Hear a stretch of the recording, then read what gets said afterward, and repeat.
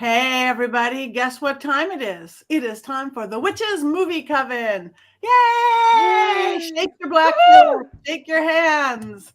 I am Patti Negri, one of your hosts. I hope you're listening live, and we want you, please, jump in the chat room because this is live. We want your opinions. So I am here with my co-hosts, Heather Greene and Jason Mankey and Courtney Buckley and Richard-Lael Lillard and you. And of course, we all have our Black Phillip. So before we get into tonight's movie, which I'm really excited about, because we've been doing Disney princesses for a while, and this is not a Disney princess movie. Anybody have any big news or want to save it for the end? I just want to talk about this movie. Okay, the movie this week, for those of you who don't know, is the classic, original, 1968, Rosemary's Baby. Dun, dun, dun. And we have to make certain, Courtney, are you sure you watched Rosemary's Baby and not Cilantro's Fetus? Yes, so I sent photographic evidence of what I was watching to the group chat, okay? And it was confirmed that I was on the right one. Okay, good. I have notes. I'm ready. Okay, she has notes on an envelope. Go. So, I'm prepared.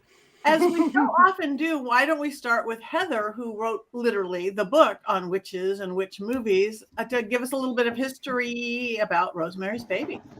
Well, first I'm going to say is that to tell you how important this movie is and how great this movie is. Thank you, Courtney. I appreciate it. I had it here for when you weren't here. I was channeling Heather. Oh, that's awesome. I actually spend, I have sections of the book where I focus on movies a little bit more, which is in the fire. And this one I focus on because it's a landmark film. And in the first draft of my book, and this is important, bear with me. Rosemary's Baby was the beginning of a chapter, which I, at that point, labeled, the chapter was called Sex and Satan, and that was the 70s chapter. But then I moved it to the end of the chapter called Towards a New Hollywood, which is where it is now, where I talk about it. I end the chapter on this film because this film changed everything. It wasn't the only film that changed everything for Hollywood, but it is a signifier, and it is the signifier within the witch canon of films. And so basically, what do I mean by it changed everything? So I've spoken about this before when we've talked about other films, is that in the 60s, our culture was changing, and it was changing drastically. And Hollywood was losing revenue because nobody wanted to watch these old films. Oops, I'm losing everybody here. Nobody wanted to watch these old films that were controlled by a censorship code that was written in the 1930s. That seemed old and uninteresting and backwards and all the things. So Hollywood was losing revenue. Independent films were growing. Foreign filmmakers were coming in. All this was changing. So they said in 1968, the code would go away. But before that happened, Rosemary's Baby came along with several other films. Other films were like 1,000 Rifles and The Wild Bunch and Bonnie and Clyde.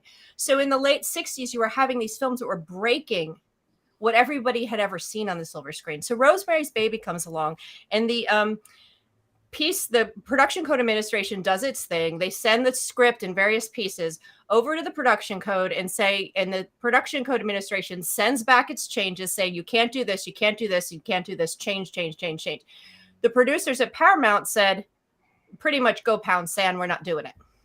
They said, we are not going to tell Roman Polanski to make these changes. And I was in the archives and found the actual letter, and it's really fascinating, but they pretty much go, no. So the production code administration certified it. Okay. So they gave it the stamp of approval. They said, okay, fine, let it go. And then shortly after the release, the production code administration was disbanded. The code went away, and we went to the rating system, and Rosemary's Baby got an R rating. This was landmark for witchcraft films because it heralded in a rash of witchcraft movies, specifically satanic witchcraft horror, mostly B, and I've spoken about this before. This is not the first time the witch is linked to Satan and satanic practice, not at all. There are a few before, and I could list those, but I'll wait until later or you can read my book.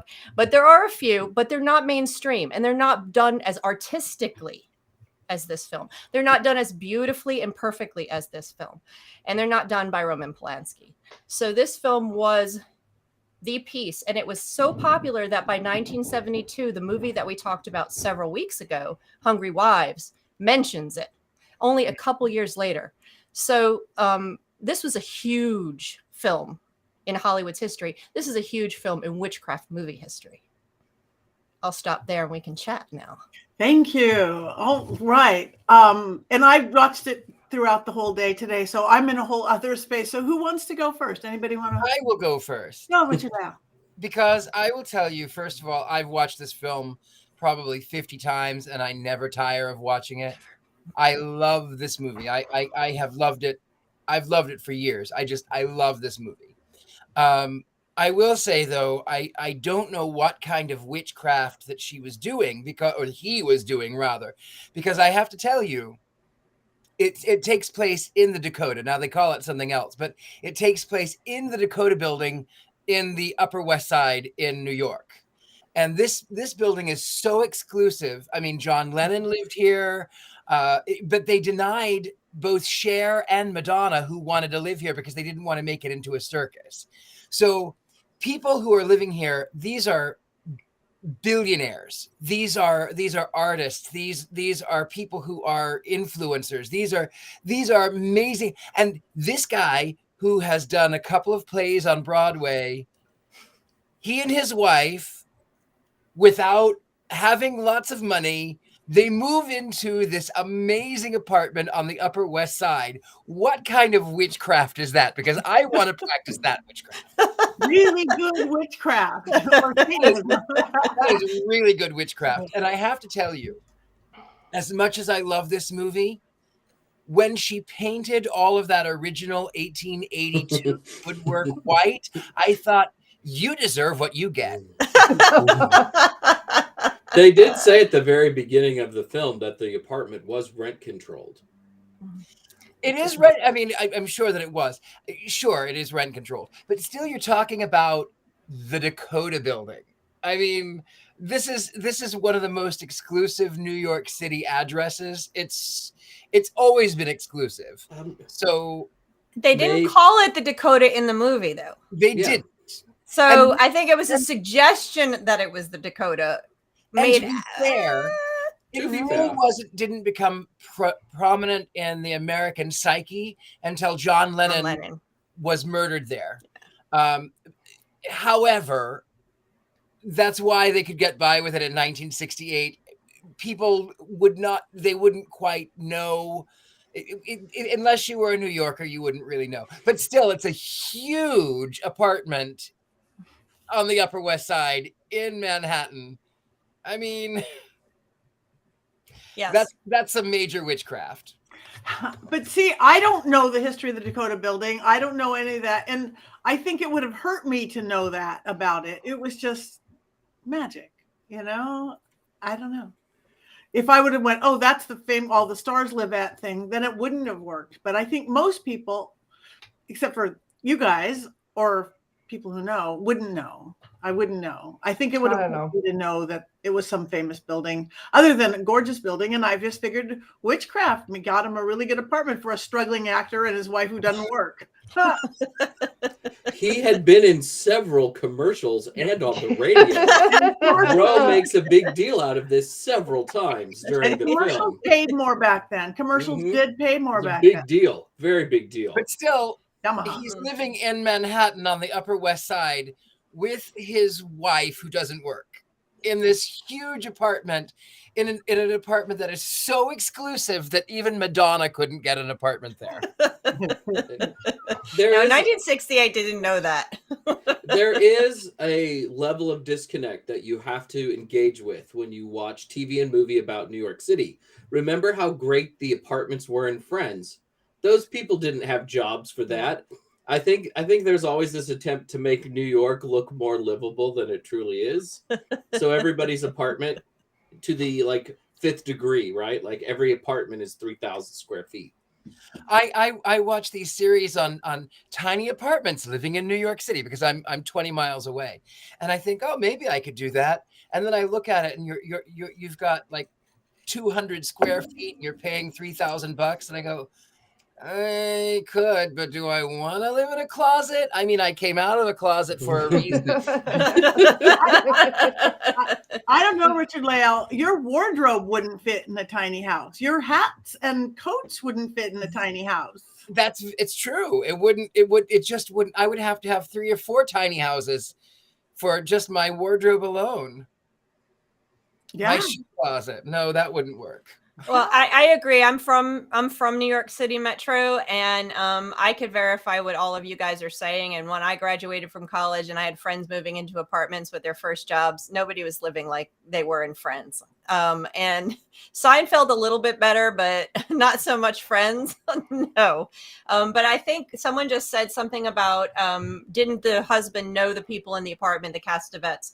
And I don't believe so. He didn't know them until he met them later and got pulled into their coven.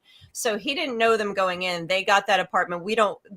There's no way, even back in the 60s, someone who was in a couple of commercials would have been able to afford a plush apartment in New York City on the Upper West Side. And that one wasn't just the Upper West Side. That was Central Park West. Right. Yeah. So that's even more exclusive. I am being sarcastic about the commercial thing. But she says it like 5 or 6 times throughout the film. She's always going over his credits. But he was in TV and movies and radio too, and commercials, right? I mean, yeah, all over and over. But there's no way they would have had money for that apartment. And then all their new furniture. Yeah. And all those doctor visits to Dr. Saperstein. He's the best baby doctor in New York City. House calls aren't cheap. So. Yeah. Okay, so back to Richard-Lael, beyond the apartment building. Is that all you said? Well, you know what? I love this film. I love it so much. Like I said, I've seen it so many times. It's actually one of the ones that I watch periodically when I'm in a mood for something satanic. I love it. It's so fabulous. And I think it's also so artfully done to sort of show her alienation. Even when she's in the city, she's seen very small. When she's in the building, she's alone. When she's among her friends, she's sort of separated. And then she cuts her hair, and she's trying to assert her independence and trying to show that she can be a modern woman, and she can do all of these things. And the first thing that the husband says is, "Why did you do that? That's a horrible cut. That's horrible. Why did you do that?"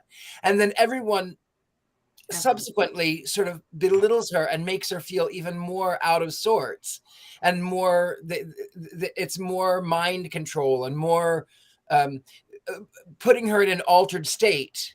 If they would have said, "You look great," or maybe not said anything at all, then she would have continued to have felt emboldened and more powerful. It was a power move to cut your hair, especially in 1968. It was a huge power move for her. She was trying to assert her new life. But yeah, she was brought back. I think she was brilliant. I just was enthralled with her the whole movie.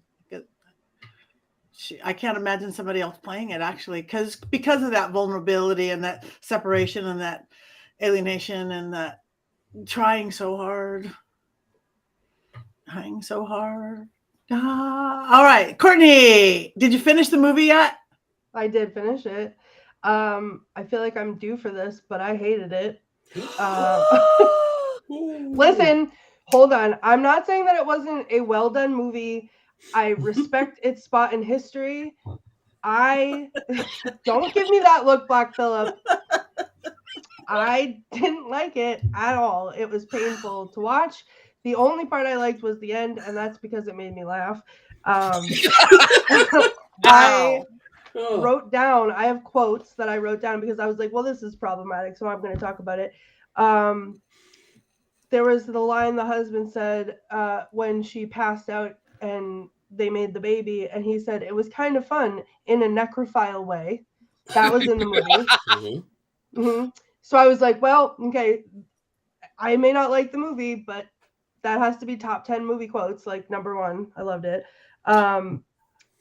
Towards the beginning, before that, when the police, they came up and the police were, there was like the woman had jumped out of the window or whatever, and was very like, I giggled, but he was like, brace yourselves for bad news. She's dead. Like, he was like, I didn't have time to brace myself. Like, jeez, simmer down. I really liked when she was out she like walked out in the street and she was like, pain be gone, I will have no more of thee. Like, where did that come from? But like, good on you, get it, go for it. And then and then when she came, like at the end, she comes through the little thing. I was like, I have to write down something that I like, because I have to find something to like. And she came through the little cubby hole in the closet, and like the paint, she stopped and looked at the paintings on the wall, and I was like, yeah, like I'd hang that up. Like, yeah, I like that.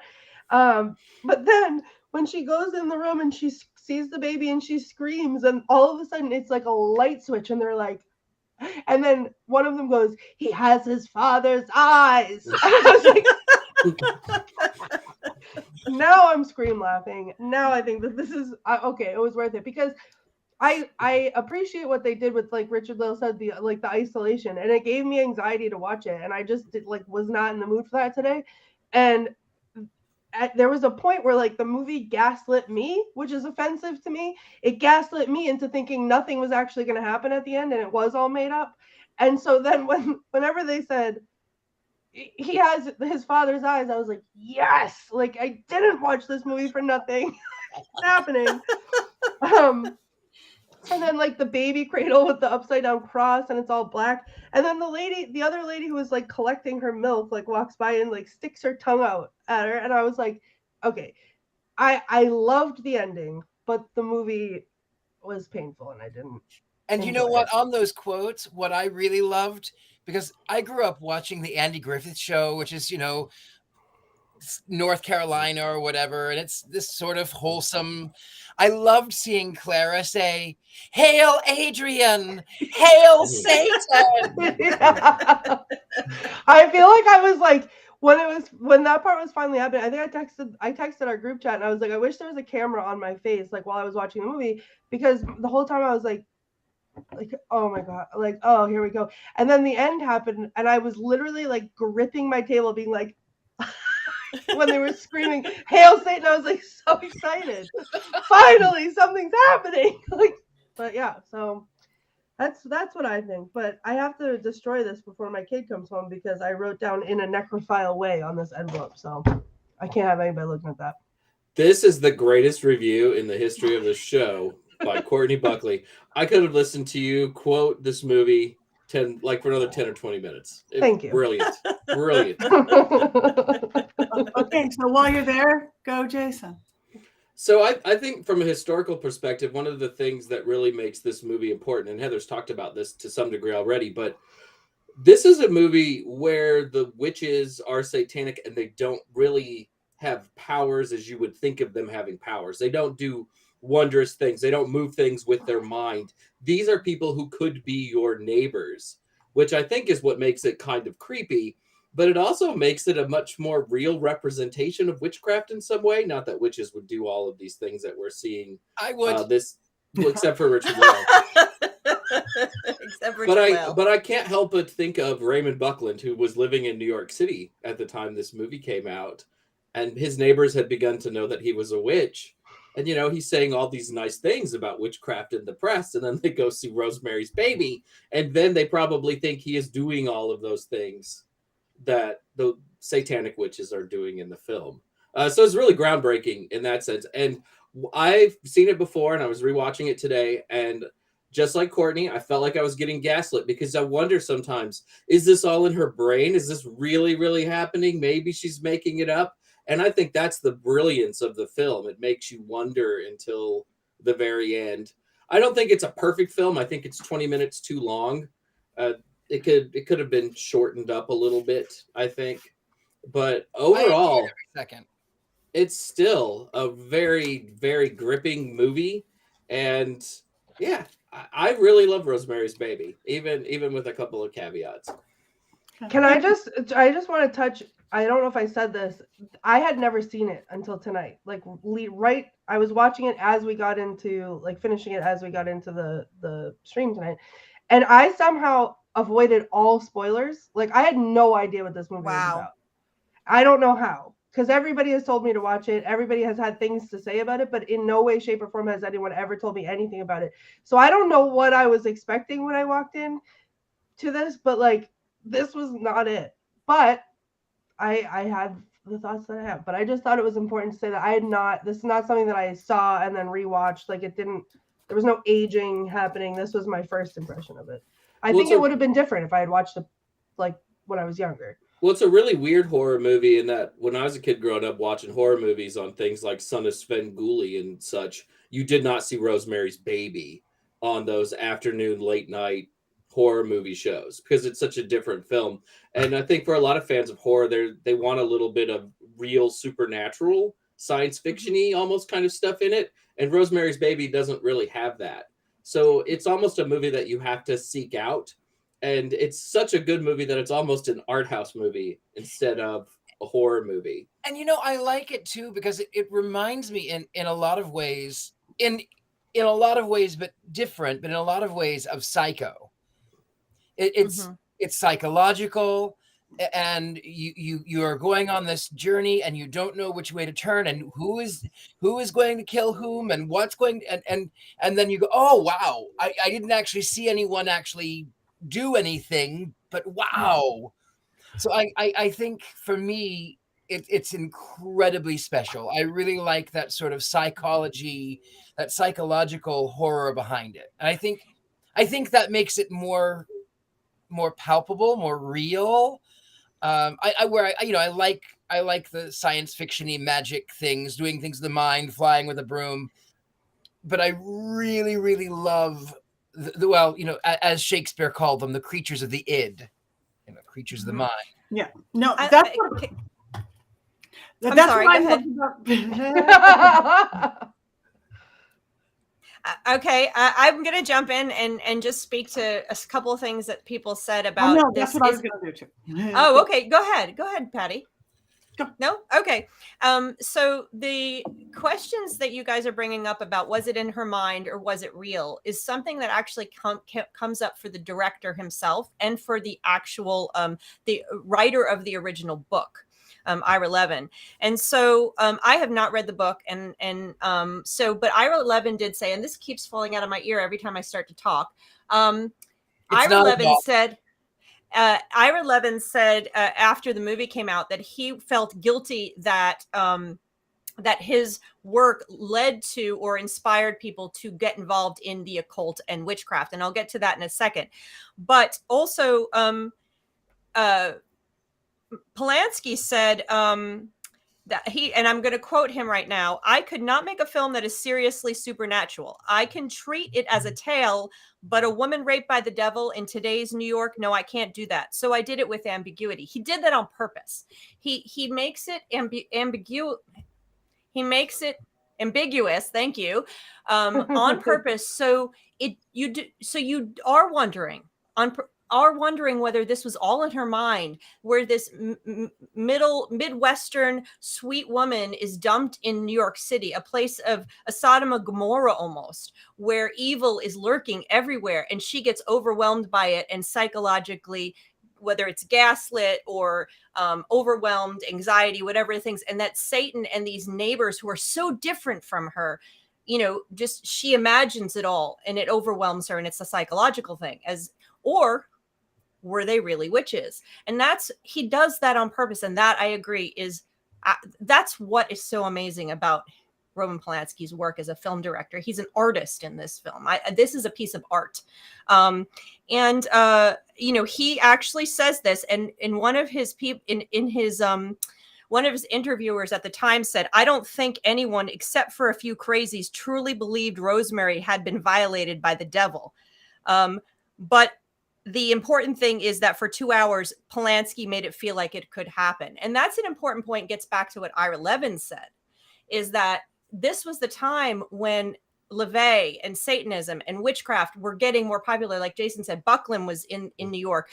This was something that was happening at that time. So people saw this as real. They didn't get the psychological part because this was a time when witchcraft and Satanism and the occult were becoming extremely popular. So it had the opposite effect that Polanski didn't want, perhaps. So I think our reactions are actually pretty accurate. Ira Levin wrote a sequel to Rosemary's Baby about 30 years after the book came out, and it The Sun ends or something? Yeah, but it ends with the whole thing being a dream, none of it being real. So it almost sort of invalidates your experience as a reader when you find out I don't like books that are dreams, right? I would have literally lit the book on fire. Yeah. And Well, I I'm not wonder- a fan of book burning. I wonder, Jason, if he wrote that, and I didn't study the book, so I haven't studied Ira Levin, but I wonder if he did that because that guilt he talked about when the film came out. He felt guilty that he had inspired occult, as if he had inspired occult and witchcraft, but he felt guilty about the film and his part in bringing witchcraft and the occult to the forefront. So I wonder if he wrote that book as a sort of out of guilt. Mea culpa. I guess. I don't know. A little bit of another horror icon film, the Rocky Horror Picture Show, and then the sequel, Shock Treatment, where Janet is in a loony bin and you find out none of it really happened. It's sort of that wah wah moment. Yeah. Glad you were invested in this. Too bad. Yeah, no, I don't like that at all. I want to go back to make some of the comments. Jeff, who left, he kept saying we were ignoring him. We didn't ignore you. We just hadn't got to you yet. And I want to go back to one thing that Mary Jane said too, that she thought that it's the people in the building that made them get the apartment, which it probably was. If everybody hanging around there is witches and Satanists, that's why they got the apartment. Well, and you know, the funny thing is, and I didn't mention this earlier, sorry, I didn't mean to interrupt, but the building itself is one of the most haunted locations in New York City. That basement where she's down doing laundry, I think that was that the, anyway, it's one of the most haunted. In that basement, they've seen shadow figures and objects will move across the room by themselves, and there's a parade of ladies in white. I mean, the whole thing, it acts as sort of a battery for all kinds of psychic energy. So perhaps that is why the witches do live in this building, and according to the story, they have always lived in this building. Well, what's funny about you saying that is, before, as I was getting into the movie, because they talk about all the people that died there, like in the very beginning, and I was like half listening, like getting myself together, and I was like, oh, okay, like yeah, this is my kind of movie. Like they were talking about all these deaths, and I was like, all right, this is gonna be good. And then I was like but like in the beginning, I was like, yes, I would live there. Like, but you find out the deaths that do happen along the way that could be linked to happenstance. The old woman who had the apartment, who died, she died peacefully in her sleep, but there's a little insert where you look at a manuscript that she's written and she says, I can no longer associate with. And then, suddenly she's dead. And then the friend who the girl who leaps to her death off the tower, oops, sorry. And then the friend of the family who reveals what all she's seeing, all of the witchcraft, all of the signs. And, he just went into a coma and died. Oh, what a pity. He lost his sight. The guy lost his sight. Yeah, no, it's the thing that somebody said I have something to say. I just don't talk when somebody else is talking. I'm not good at this. Too many years of improv. When somebody's going, you're holding something in. I'm not holding anything in. I'm fine. I just wait till somebody stops talking. But the thing that bugged me, I felt for her so much, everything that we talked about. But those goofy witches were so character. It's like, they're the most horrible people. Didn't that bother everybody? The bittiest bitty bodies you ever did see. And like, you would cringe there at the door. You felt what she had to feel. But, you know, if you grew up in New York, about it.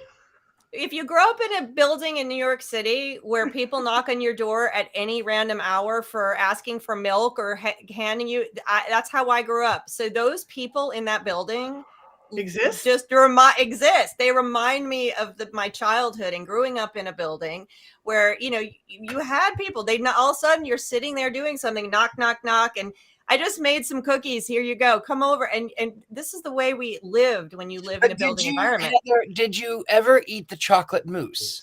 I did. Here I am. Does it have a chalky taste to it? I don't remember. It's been too long, but I am here on the Witches Movie Coven. An undertaste? Did it have an undertaste to it? It may have. I'll get back to you. I have You to have check to my say it recipe. like 6 or 7 times for it to count, I think. Okay. And the funny herb. Tannis root. Tannis root. Tannis root. Actually, that is a real root. I looked it up, and it Mhm. is the devil's root. It's what it's called. It's the devil's root. So the other thing that's really interesting about this movie, that bringing up weirdness about it, and you brought up the Dakota being the building that John Lennon was killed at in the archway. So this movie also has, and of course for that period of time is perfect, has a lot of other weird things connected to it. So they thought the movie was actually cursed, and you had a lot of deaths, and I wrote them down. So first, the guy who wrote the score, the composer, he died shortly after, in the fall of 1968, after the movie was released. Then shortly after that, let's see, we have the 3 where I wrote them in. Then 1969, a producer had massive kidney stones, recovered, and then never did another hit film ever. And then the Levin Ira Levin, he wound up getting divorced shortly after the film, and then he struggled for the rest of his life with his career. And then, of course, the most famous, of course, is Sharon Tate, who was the wife. She actually wanted to play Mia Farrow's character, but she actually was murdered by the Manson family in 1969, and he Polanski had a hard time with that. So this film was plagued right after with a bunch of nonsense, with a bunch of murders and trouble. So they thought the film was actually cursed. Was it cursed? Maybe not. Maybe. No. Oh, thank you, Lexi. Yeah, no, yeah, but I do think that curse. We've talked about this a little bit before, that things can get cursed. I mean, I don't think they said anything that was real witchcraft that's going to cause something to cause all these happen. No. But who knows what they drew up, because it happens all the time. People, if they don't have. And mind you, I will tell you on that topic, Patty, is that actors are oftentimes witches and magicians, even if they don't even know that they are. And I know when I was more in the acting world, I would channel people, and sometimes they would be real people who had passed away. And I would just go, well, this feels right in the moment. And then people who knew the people who passed away, if I was playing a historical figure, would go, how did you know how to do that? Because only that person would know. And I went, I don't know. I didn't realize that I was actually channeling the dead. So actors will oftentimes, when they get into a role, they do open things that they may not know. Yeah. They just don't know. They're just doing it. And so I think it is highly possible that in getting into the role of this film, more than likely, maybe even though nothing was actually real magic said, sometimes it's a little bit more than what's seen. I don't know, because they said Hail Satan very fervently. And I mean, I say Hail Satan all the time. So right, but I'm saying, they could have meant it by accident, because they put their all into that Hail Satan scene. So who knows? Guy is not his father. Hail Adrian.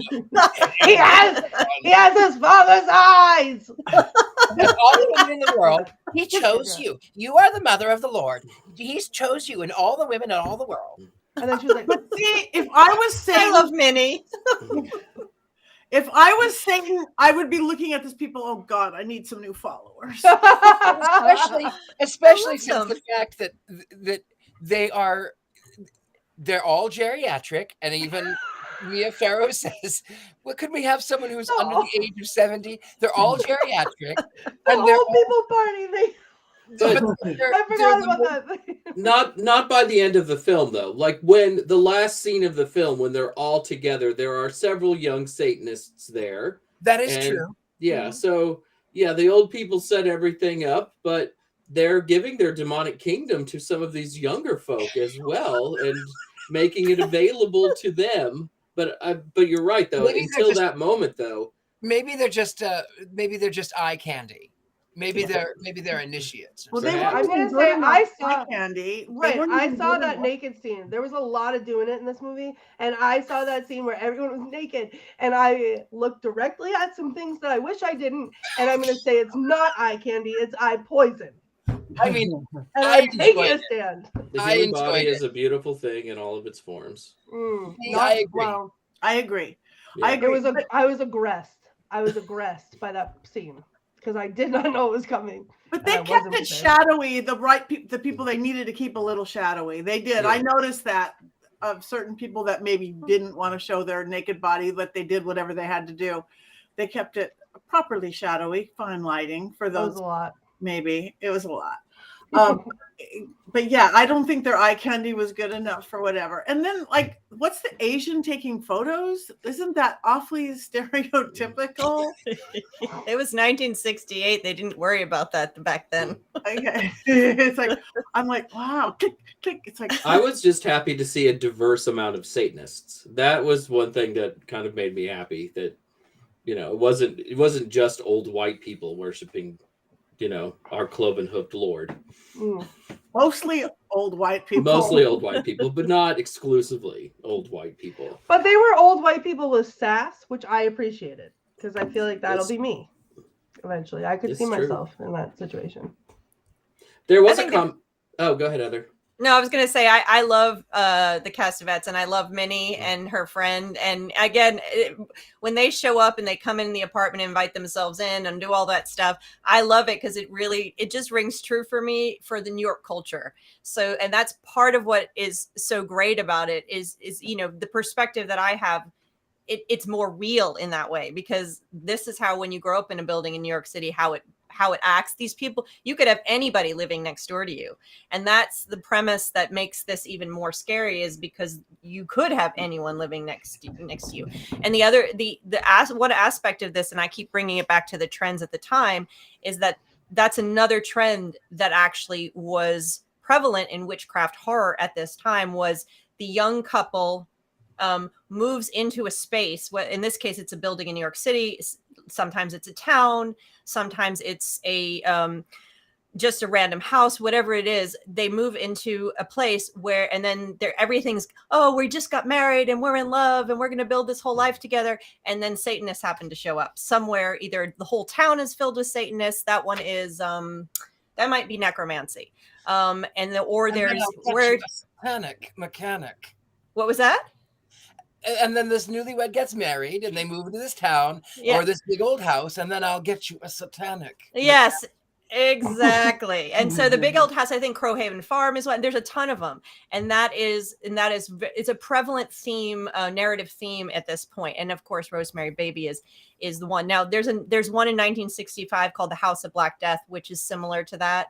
It predates, and was not as popular. Of course, there's a few predates, but it's that kind of idea that, you know, this young, happy couple walks in and all of a sudden there's Satanists everywhere. This one did it the best. This one most certainly did it the best. It was. And Courtney, you can wipe that right off your face.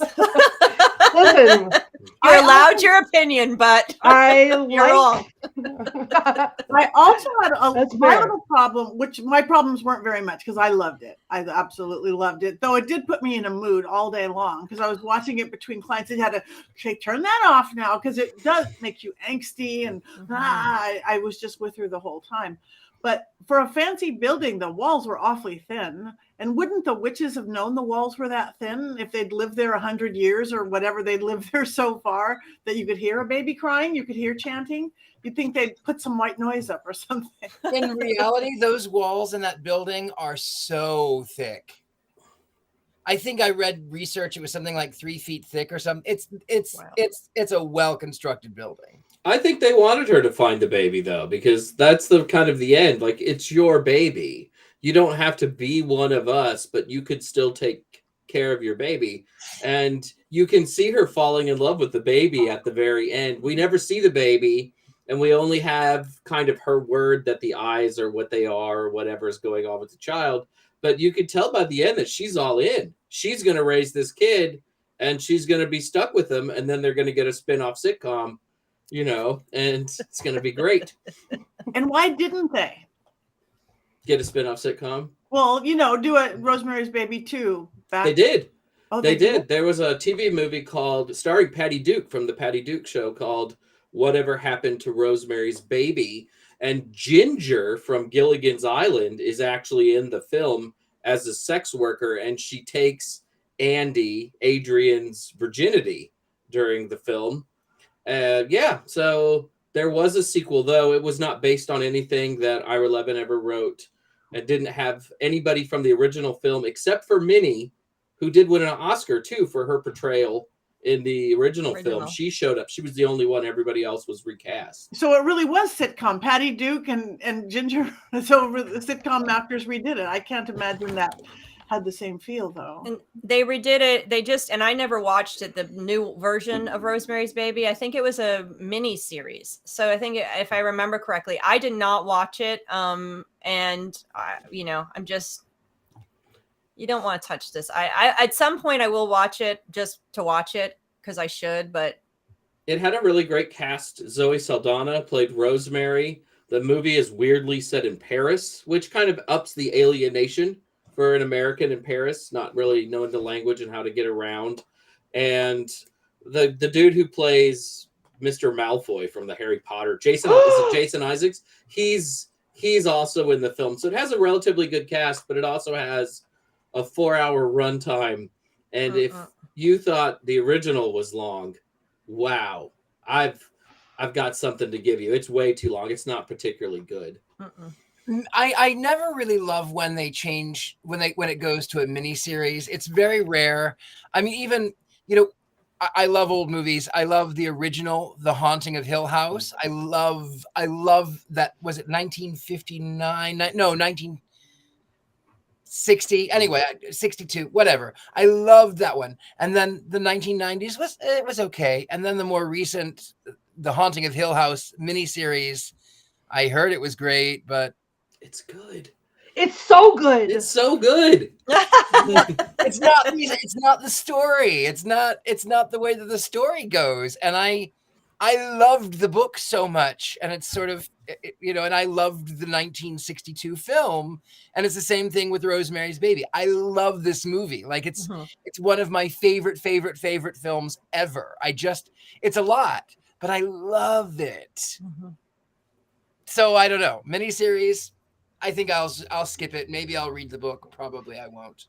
I just looked up the sequel because now that I enjoyed that last scene, maybe I would enjoy the sequel.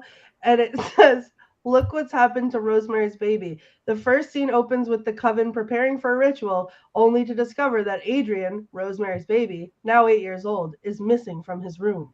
Like, there are several chase scenes in the film and disco. So I mean, it doesn't hold up well. It really Maybe you need to watch it. I feel like I need to see it, honestly. There is an unofficial sequel that came out in an anthology series, like an anthology movie called XX, like 2017, 2018. It featured nothing but women movie makers, so it's really worth your time to watch.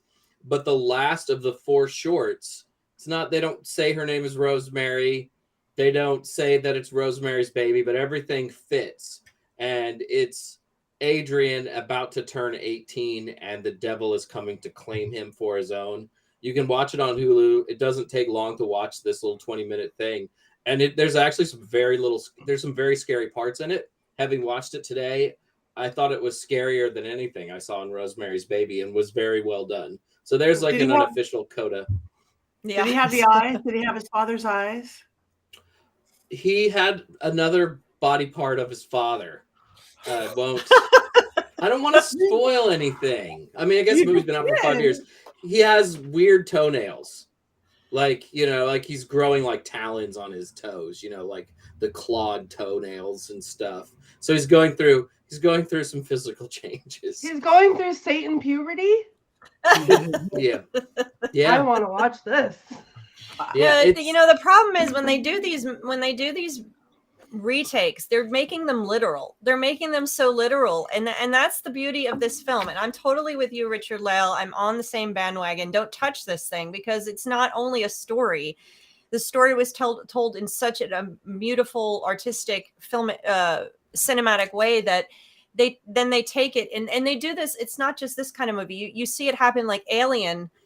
The movie Alien was also, it's this gorgeous cinematic movie, terrifying horror, not a witch film. But then the second one was okay, a little more literal, but they begin to take away the artistry and just make this literal story, and that takes away from. It would be the same with The Witch. It would be the same. It's just taking away this. There's a spirit in these films, that in these artistic cinematic films, that when they try to make the remakes just for money and just for tickets, they're removing that, and that just ruins it. It's just done. It's more than a story. This film is more than just the story of a woman who gets raped by Satan, and then it's all of the stuff it pulls from you. It's the interaction you as a viewer have with it. And I don't know, this is for me one of the best American films, hands down. So I will sing its praises. And Psycho is definitely a perfect example. Richard-Lael and I are just on board today together. I'm totally with you. And I thought the same thing about the building. So we are totally, I got it. Aren't stories, though, meant to be building blocks for other stories? So if somebody wants to take it into a more occult angle where the occult is much more literal, I don't think that hurts the other movie at all. It doesn't have any effect on the original Rosemary's Baby. No, I didn't say it did. This doesn't have an effect on the original. Nothing can ruin the original, but it just doesn't have the same power. Now, and you could do whatever you want. People can retell the story all the ways. They have told The Wizard of Oz how many millions of times. And no matter how many bad movies they make Oz the Great and Powerful, the Wizard of Oz night will never be able to be ruined by them, but they just won't necessarily reach the power and the beauty of not even the first one for the Wizard of Oz, for that type of film, for reaching that, because that combines the storytelling and the cinematography, not the cinematography is the word, the artistry and the storytelling just blend perfectly. And that doesn't happen all the time. I also like to think too that it's sort of I look at cinema as a capsule, a time capsule as to what is happening in the environment around us. Is it the Bay of Pigs? Is it Cold War? What is happening to make us sort of change our perspective? What magic is happening outside that makes us sort of retreat inside? Mm-hmm. So I think it's where you can tell another story in another way, and it doesn't take away from the original story. But I think that everyone should at least they should know the original story so that they can have something to build off of. Yeah. And go ahead, Jason. It'll be interesting to see what happens this fall, because the prequel is supposed to come out to Rosemary's Baby, called Apartment 7A, what went on before Rosemary and her husband move into that apartment building. And I think it'll be along the lines of American Horror Story, and that's okay. It's fine. I mean, like we said, the Dakota is haunted. Fine. Okay, fine. And I think that, just to get back to this point, is that I don't think I don't mind the retelling and telling and retelling of stories at all.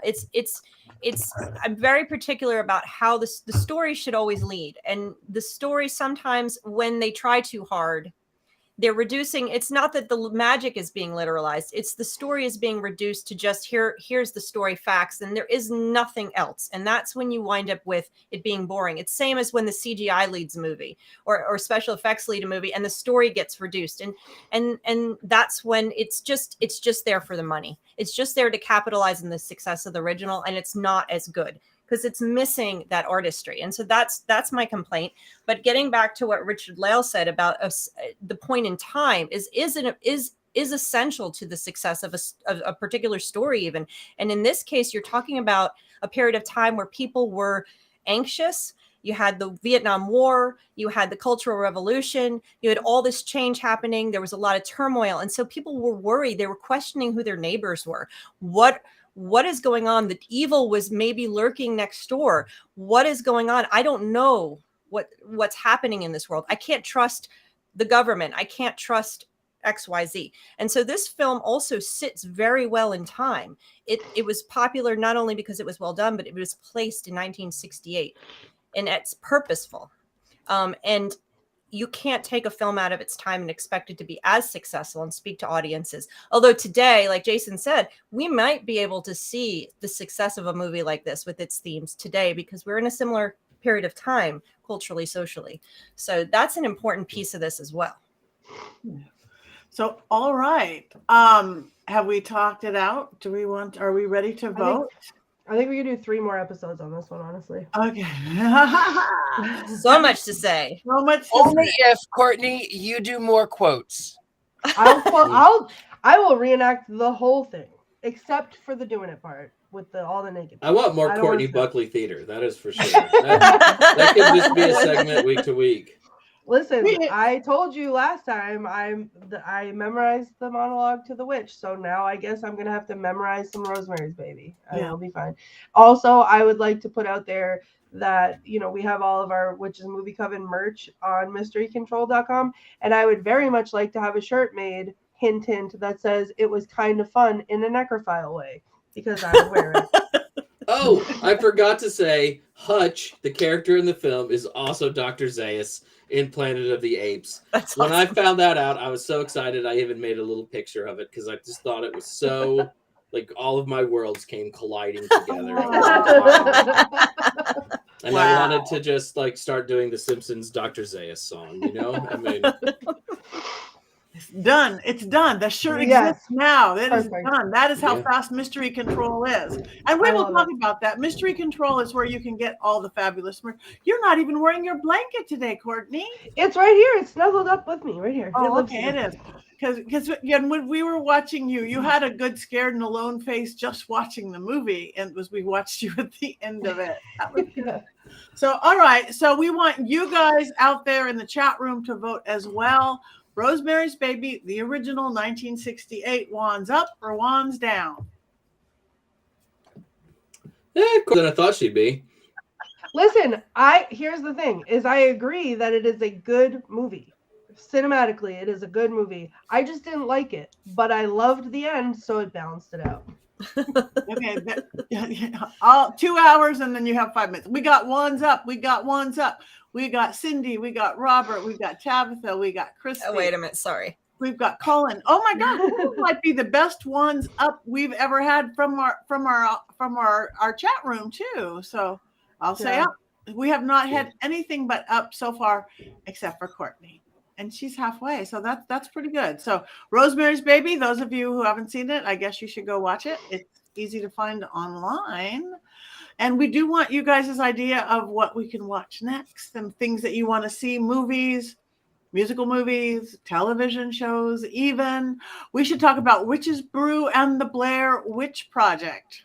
Yes, we should. And we will. Producer? Next week, we're doing Carrie, I think. Is that? I think we that's have, right. we have actually a kind of a list mate. Carrie is maybe next. Is that next, Carrie? So that'll be fun. Check out Carrie. That was a scary one. I can never remember the movie title. The movie starts with a C. I believe it's an early 2000s film. 5 men on the cover. Men, I don't know. And the women are The Covenant. She knows these things. She's really yeah. If it's 4 or 5 young men who look like a boys band.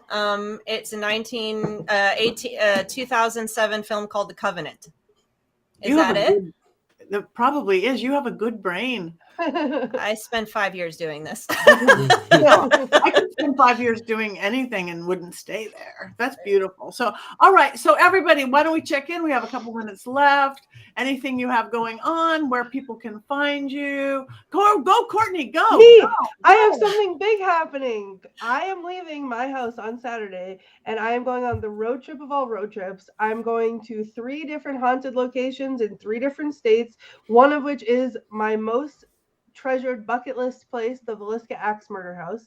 So Sunday, Monday, and Tuesday of this upcoming week, you guys can watch along as myself, as I investigate these places. I'll be on the road with Sarah from the Paranormal XL podcast, and bringing a little Scared and Alone to y'all. So And not a doll is coming with you. Not a doll is coming with me. Not a doll is coming. Black Phillip is coming. I'm driving, so I can bring whatever I want. So the femur is coming with me too.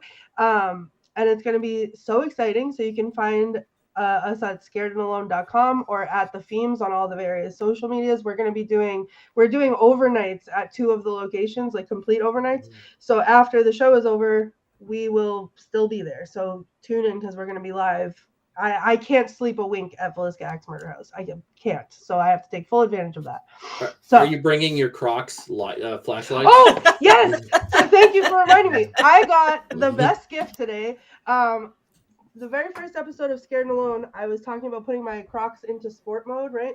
But I got the best gift in the mail from my friend Heather, not Heather here, but my other friend Heather. They are little flashlights that go onto your Crocs so that you can see in the night. And how obnoxiously horrendous are these? Right. But amazing. And I'm going to use them. And so ghosts can play with your feet now and have them flash on and off and go left, go right. You could use them like a flashlight. Those are horrible. I love them. They're the worst and my favorite things all at once. All right. Thank you. So check it out. Scared and Alone. It's going to be live. You guys have to see it. Go to scaredandalone.com. Okay. Jason, anything coming up? In 2 weeks, I will be at Florida Pagan Gathering in, surprise, surprise, wait for it, Florida, for 3 or 4 days to celebrate. I think the event lasts 4 days for Beltane. So I'm very excited about that and looking forward to getting over to the East Coast. Yay. Awesome. Heather. I don't have much going on now, just doing my day job. I got to spend the whole day. I was doing some work on an author's manuscript that was focused on Satan, so it paired nicely with today's movie. That was a ton of fun, so I had a nice satanic day, so to speak. I am on the board for Mystic South Conference, and we're gearing up right now, and I found out I am going to be doing a haunted doll workshop there. And so I'm so excited because I'm also going to bring some of my older dolls, and I've been just fixed up a couple of them who are from the 1930s. So just had to get some new clothes for them and reattach their heads and such.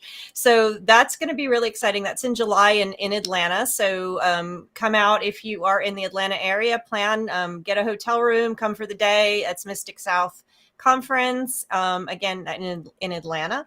And I've just been working with my awesome authors and reading lots of great witchy material and hanging out in the house. I'm actually obsessed with the TV show, Daisy Jones and the Six. I've been binge watching it. So I decided to wear my Daisy Jones outfit today and just really enjoying that non-witchy TV shows, taking a step away. Perfect. Thank you. All right. Richard-Lael. You can find me at universitymagicus.com, where I teach with you.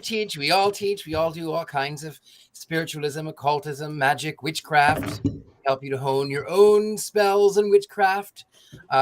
You can also see me on Scared and Alone. Courtney already plugged that one. And then you can see me at SatanCon coming up, I think, on the 27th in Boston. And of course, you can find me at The Gentleman Psychic. I'm everywhere. I'm everywhere. Anywhere The Gentleman Psychic is sold. Richard-Lael Lillard is anywhere. I'm easy. I'm so easy. Never mind. I'm not going to tell you how easy I am. Thank you very much. So like him, follow him, all of our social media. My name is Patti Negri. I have coming up, I'm going to be, this next week, I'm going to be at Spirits in the Spring in Wisconsin, at Broadhead in Wisconsin. And that's going to be really fun. Lots of great people there. So if you're in the area, come on down. That same week, I'm headed to Bisbee, Arizona. I'm doing 5 days at the Copper Queen, a very haunted old Western hotel that'll be leading ghost hunts and seances and fun, intimate. I mean, we're going to max out at like 26 people because that's all that fits. So this will not like a big Paracon. I'm really excited. And then I think I'm moving to Ventura Paracon. And so just go to pattinegri.com. You can get to my correct social medias from there. And please follow us, like us. That makes a difference for all of us. Sign up for our newsletters, whatever we have, and tell your friends about us. And come back next week because it's 7:00. So we have one more thing to do. And get a Black Phillip. Lexi said it earlier. I was going to say, everybody needs a Black Phillip. Everybody needs. So 1, 2, 3.